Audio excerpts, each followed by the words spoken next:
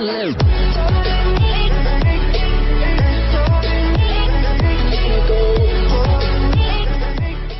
loss of decades of journalism experience and knowledge from the latest round of redundancies at the West Australian newspaper will denude its newsroom, diminishing its ability to cover state issues and hold power to account, according to a veteran editor.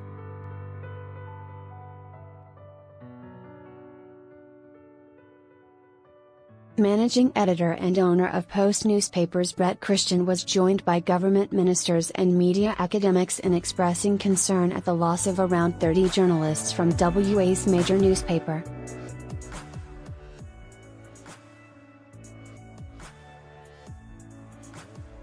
Among those to accept voluntary redundancies are high-profile state political editor Gary Adshead, named the West Australian Journalist of the Year at the 2018 WA Media Awards, and health editor Kathy O'Leary, who was recognised at the awards for her outstanding contribution to journalism over more than 30 years.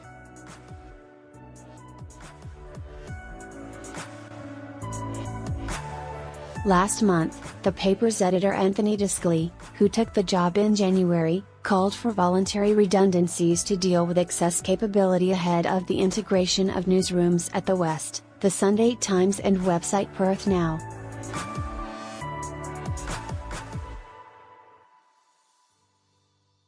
The West and the Sunday Times are also moving to a 7-day-a-week newsroom, with staff working to both mastheads.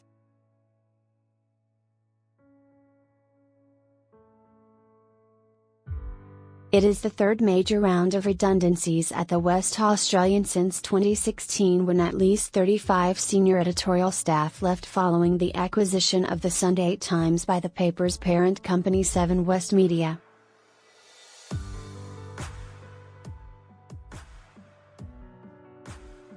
Another round of redundancies came in January last year in the face of what Chief Executive John Driscoll called the challenges our industry is facing.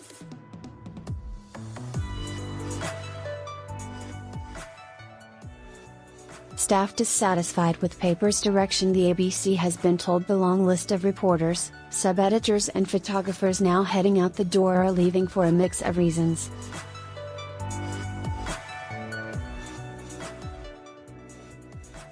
Some were keen to take good payouts before their enterprise bargaining agreement is renegotiated, and others were not comfortable with the paper's more tabloid direction since Diskley took over.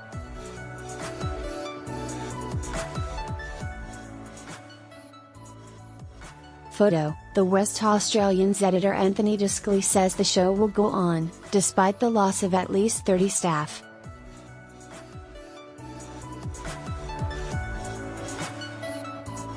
ABC News, Liam Phillips. Diskley is the former deputy editor of News Corp's Daily Telegraph in Sydney.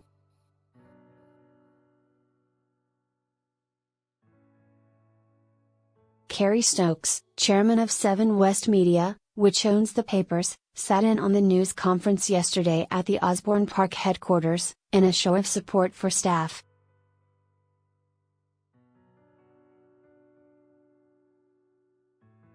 Diskley did not return the ABC's calls but told radio station 6PR despite the trauma involved in saying goodbye to long-serving staff, the show goes on.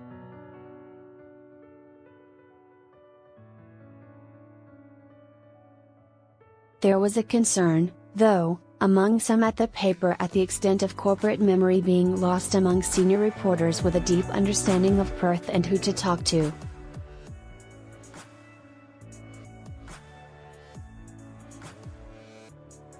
The paper will suffer. Christian said it was a blow to the West's ability to sort truth from fiction.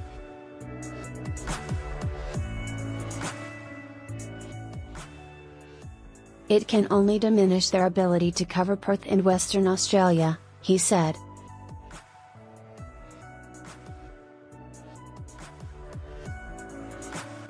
People expect them to cover the issues that affect the state, and you just cannot do it with a denuded newsroom.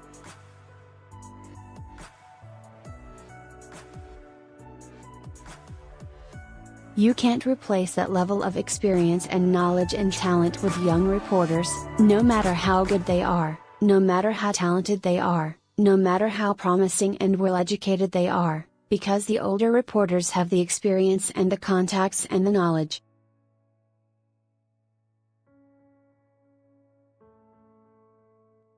The journalist's job is to keep power to account, and a handful of journalists can't do that effectively when you're up against the huge machine of government and business and public relations.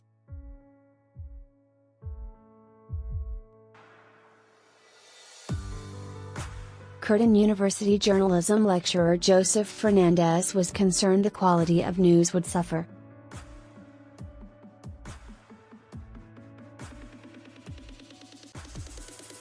Broadly, you can already see the high content of infotainment that is evident in our news supply in the West, Dr. Fernandez said.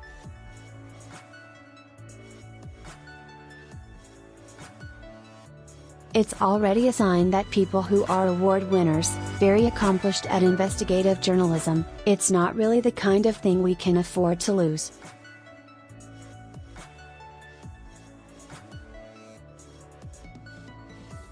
In 2017, RDNews broke the story of former Labour MP Barry Urban's fake Overseas Police Service medal, which forced him to quit Parliament and prompted a by-election in his seat, which the McGowan government lost.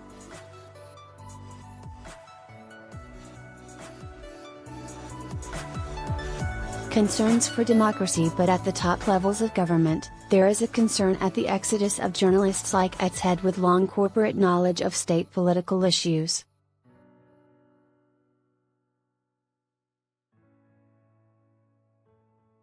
Deputy Premier Roger Cook said he hoped democracy would not suffer following the redundancies.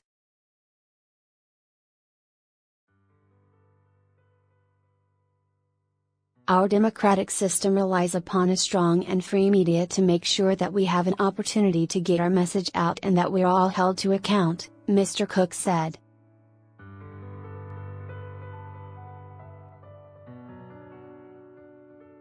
We hope that this doesn't represent a diminishing of the role of the media in our democratic lives.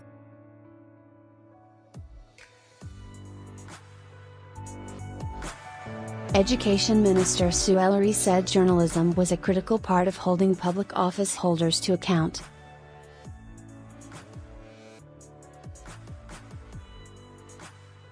While politicians and journalists don't always agree, and politicians don't always like what's written about us, it's actually a critical part of our democracy, and it's disappointing to hear we're losing more positions, Ms. Ellery said.